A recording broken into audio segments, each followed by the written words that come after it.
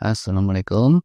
Kemarin waktu saya sharing soal intermittent low carbs itu ada beberapa yang meremehkan ya. Wah, itu sih buat yang cemen-cemen. Buat kita-kita yang udah rutin fasting intensif, apalah itu gunanya? Wah, sekedar low carb itu terlalu ringan. Wah, buat yang udah fasting low carb itu kemunduran. Tapi ini gak gitu loh sebenarnya. Izin kali ini agak pendek ya, melengkapi yang kemarin itu. Buat yang kemarin belum nonton, bisa cek di situ lah. Tapi kalau mau langsung fokus ke sini juga boleh. Jadi begini, di luar sana di kalangan pakar itu ada yang alirannya kan vegan diet, plant-based diet, atau Mediterranean diet. Ada yang sebaliknya anti sayur-sayuran, andalannya itu carnivore diet atau keto diet. Cuman kalau itu dua kutub yang berlawanan, para ahlinya itu sepakat bahwa gula karbo junk food itu nggak boleh kebanyakan, mesti dibatasi. Ada yang pro fasting, ada yang pro calorie restriction, ada yang anti fasting bahkan. Tapi bahkan yang anti fasting sekalipun, laki-laki itu secara umum sepakat bahwa gula karbo junk food itu nggak boleh kebanyakan, mesti dibatasi.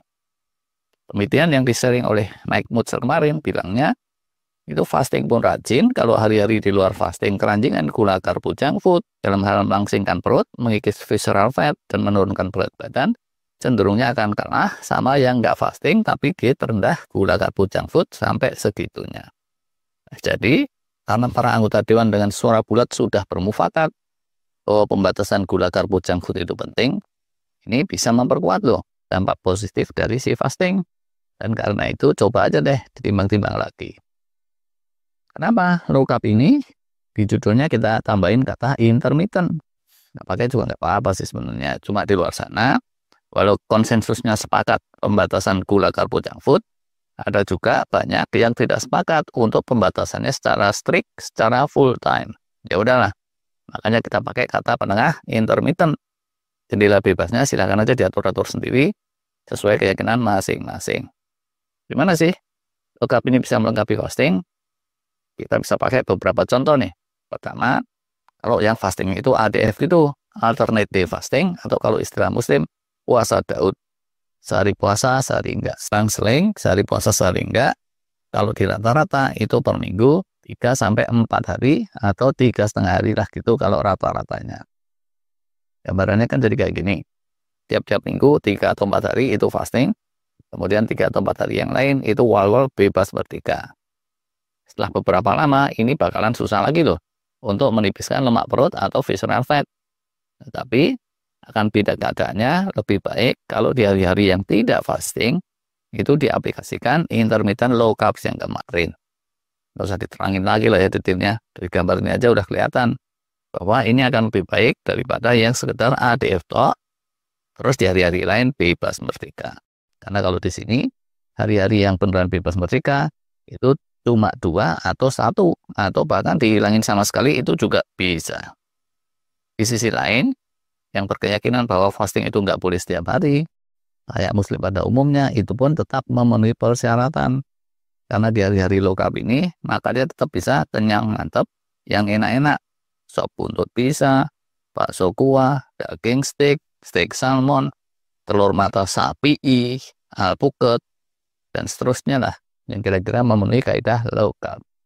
Bisa juga untuk contoh kedua nih, kalau fastingnya bukan model ADF yang sehari-sehari, tapi seminggu cuma 2 kali, alias 5-2 weekly fasting, atau dalam tradisi kita, tradisi muslim tertentu, dibilang puasa Senin Kemis. Ya, kalau yang biasa tuh ya, fasting cuma 2 hari, hari Senin, hari Kemis gitu, yang lainnya bebas. Nah, kalau dikumpul dengan low carbs di 2 hari lainnya, misalnya Selasa Jumat, itu jadinya yang makan gula karbonya bebas, tinggal tersisa 3 hari saja. Satu tambahan kecil, nggak memberatkan, tapi secara kesehatannya berdampak signifikan. Kenapa enggak kan ya?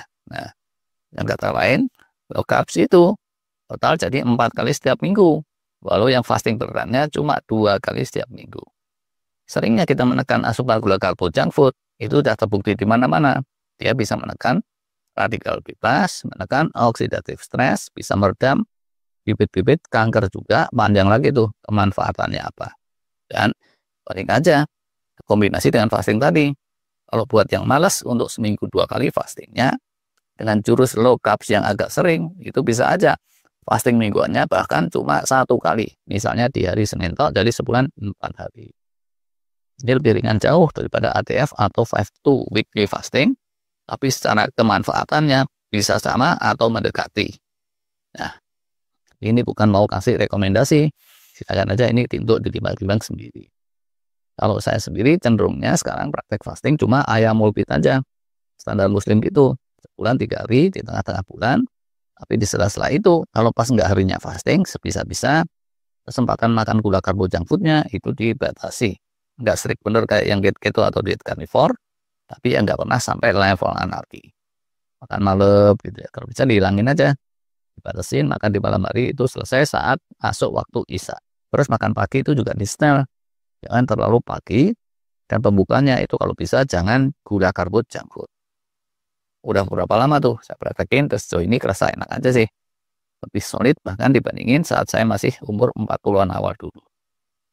Saya kira berdasar yang komen ya, nonton dan subscriber setia karena sini udah banyak juga yang praktekin jurus combo ini. Kombinasi antara jurus fasting dengan pembatasan gula karbo junk food. Experience seperti apa? Terima kasih nih kalau ada yang berkenan untuk sharing juga demi untuk menginspirasi para penonton yang lain. Gitu dulu deh. Assalam.